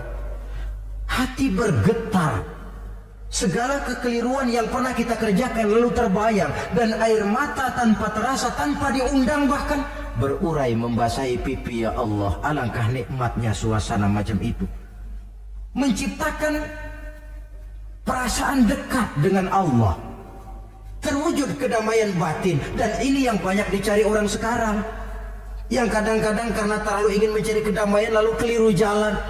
Yang bertapa di goa-goa katanya nyepi dari kehidupan manusia, memencilkan diri dengan cara-cara yang mereka atur sendiri. Tidak macam itu. Quran punya resep. Ala inna bi dzikrillahi tatmainnul qulub. Ketahuilah, dengan banyak mengingat Allah, hati menjadi tenang, jiwa menjadi lapang, pikiran menjadi damai. Ini resep Islam untuk mencapai ketenangan jiwa. Mengingat Allah dalam kesunyian. Saudara hadirin yang saya hormati, ini aspek daripada ibadah. Jadi dengan kata lain, masalah mengingat Allah dalam kesunyian, mengingat dosa, bukan urusan orang tua, tapi masalah manusia. Siapapun adanya, sejak dia akil balik, mesti entah kecil besar, entah sedikit entah banyak, ada kesalahan yang dilakukannya. Karena itu, kalau kita masih diberikan kesempatan untuk hidup, artinya Allah masih memberikan kesempatan kepada kita untuk memperbaiki diri. Nanti kalau sudah sangkakala ditiup, alam hancur seperti yang saya jelaskan di awal tadi, sudah tidak sempat lagi, yang tinggal menyesal. Ada yang meratap lalu berkata, ya laitani kuntu turaba. Dalam Quran, aduh andai kata kita bisa balik jadi tanah aja dah dulunya, jangan jadi orang. Kalau dulu kita tetap jadi tanah mah nggak tanggung jawab apa-apa. Dijadiin orang sekarang mesti tanggung jawab. Bagaimana ini? Bingung. Ada yang berkata, ma aghna anni maliyah halka anni sultaniyah. Ternyata harta yang saya bangga-banggakan tidak bawa manfaat hari ini. Ternyata jabatan yang pernah saya duduki malah merusak saya hari ini. Tinggal lagi penyesalan karena kelalaian memanfaatkan waktu hidup dalam kehidupan di dunia ini. Karena itu pandai-pandailah membagi orientasi. Ada saatnya kita sibuk tenggelam dalam berbagai urusan dunia, lain saat tenggelam dalam kefanaan dan kesunyian, membekali diri untuk kehidupan akhirat nanti.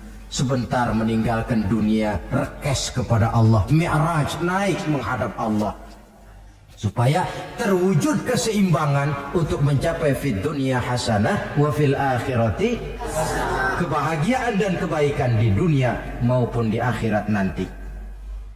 Inilah golongan yang keenam, orang yang langsung mendapat perlindungan Allah, yang mengingat Allah dalam kesunyian.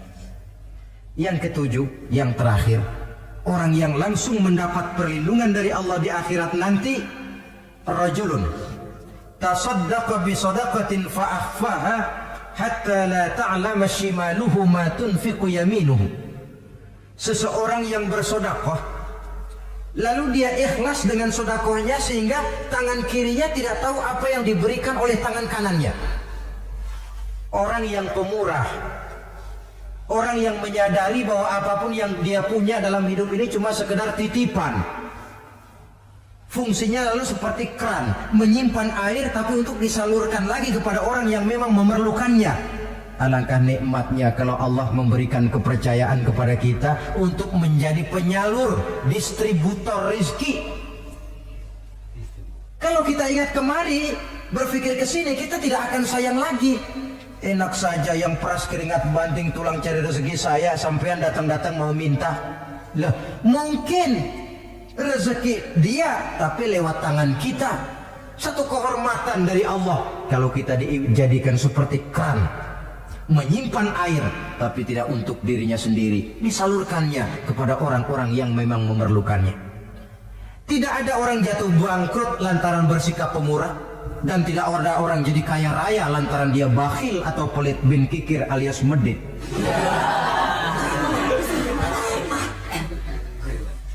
Dalam kitab Riyadhus Shalihin kita baca, tiap pagi ke alam ini turun dua malaikat, cuma kita nggak tahu. Dua-duanya berdoa, yang sebelah kanan berdoa, yang sebelah kiri berdoa. Kata yang sebelah kanan doanya, tiap pagi ini Kata malaikat yang satu dia berdoa, Allahumma a'ti munfiqan khalafa. Ya Allah, kepada orang-orang yang suka infak, kepada orang-orang yang suka memberi, kepada orang-orang yang pemurah, gantilah mereka dengan yang lebih baik dari apa yang telah mereka berikan. Lalu malaikat yang satu berdoa, Allahumma a'ti mumsikan talafa. Ya Allah, kepada orang-orang yang mumsik, bakhil, kikir, berilah mereka kerusakan dan kebinasaan di dalam harta mereka.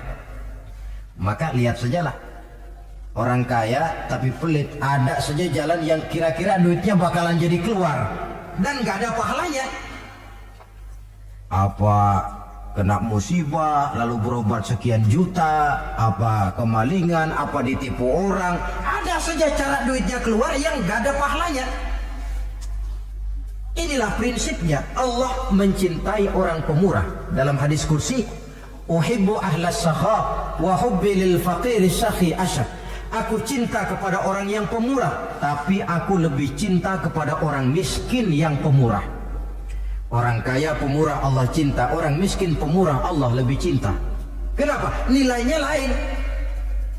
Orang kaya sedekah 500, orang miskin sedekah 500, sama 500-nya, tapi saya yakin pahalanya lebih besar buat si miskin.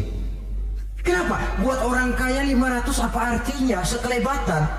Buat si miskin 500 dia mesti peras keringat banting tulang, tapi dia berani memberi seperti beraninya orang kaya. Nilai ini yang dilihat oleh Allah.